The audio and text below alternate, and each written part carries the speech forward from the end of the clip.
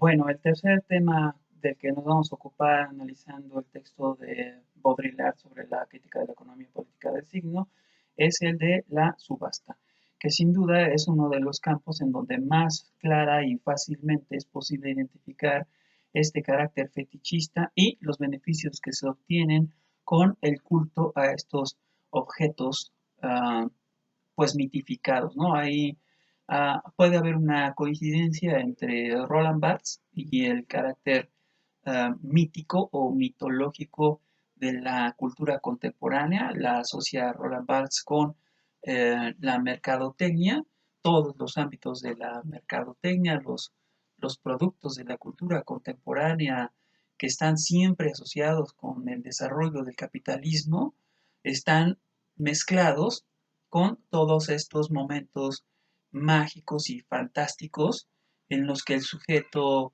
uh, juega un papel fundamental, digamos que tiene una importancia fundamental ética, es decir, está comprometido. Cuando acepta las asociaciones que la mercadotecnia le ofrece y desea los productos que el mercado le presenta, entonces el sujeto ha sido sometido por un aparato ideológico.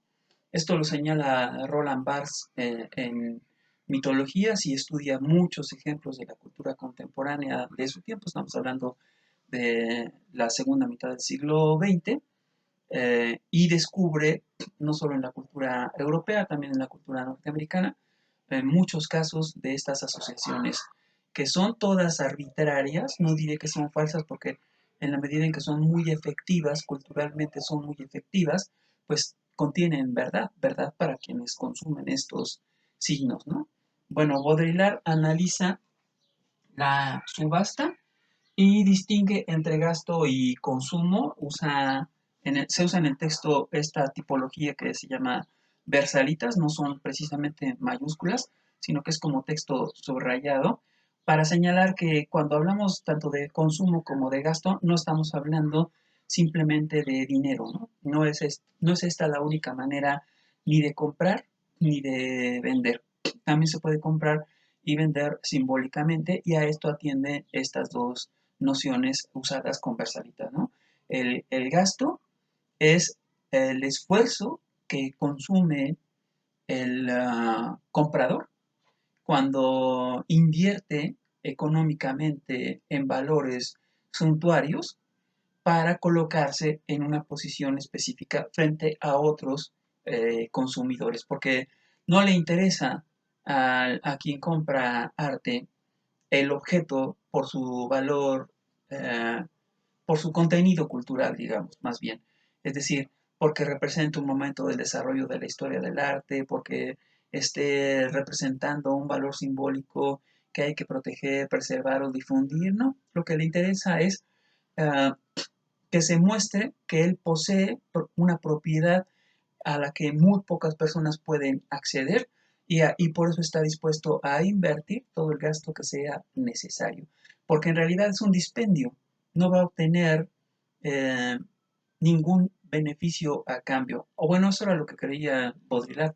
Actualmente, pues sí tienen un valor económico, son como acciones en un mercado de valores que, como dije, es un mercado negro, pero son como acciones. Uno compra una obra de arte y puede especular con ella y hacer que su valor aumente, ¿no? Por supuesto que el aumento de valor está directamente relacionada con eh, la posibilidad o imposibilidad de su valor de exposición, como diría Benjamin, ¿no?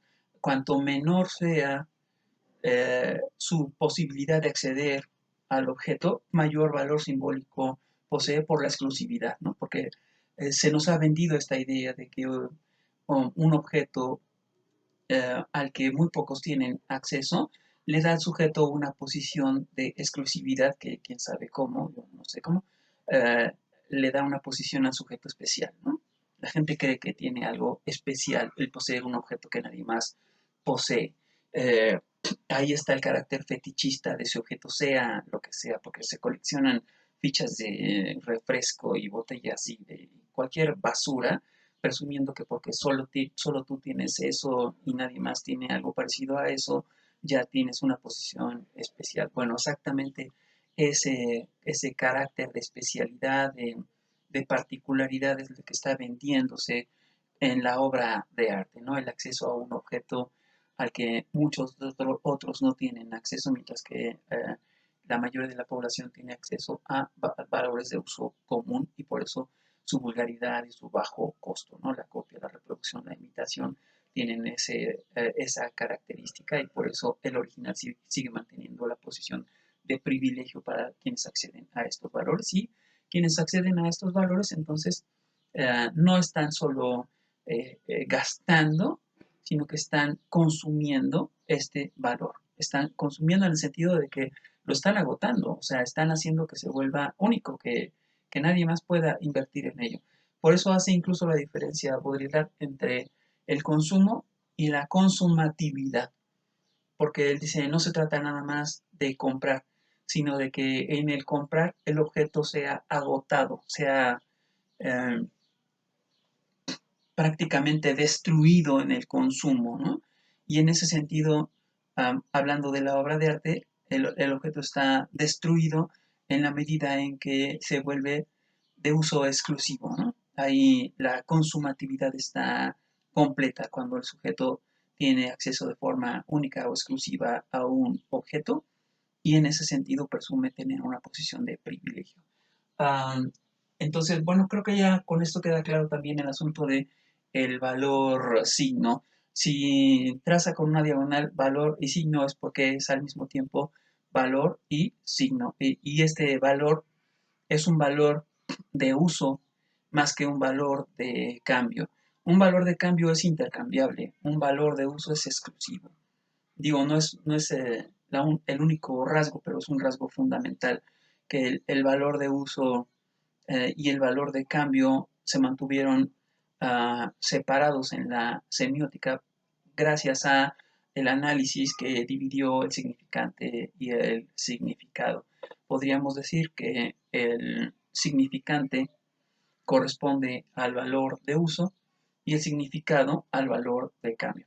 Porque si es posible cambiar un significado por otro significado, entonces los significados son intercambiables, pero los significantes, es decir, la materia o la sustancia de la expresión con la que producimos significado, que no parece intercambiable, lo hemos visto de otras maneras cuando hablamos de que los artistas eligen o deciden qué materiales usar para producir significado como si fuera el único medio de hacerlo, ahí están presumiendo justamente ese momento de imposibilidad de intercambio del significante por otro significante, porque eso modificaría, según ellos, el significado, ¿no?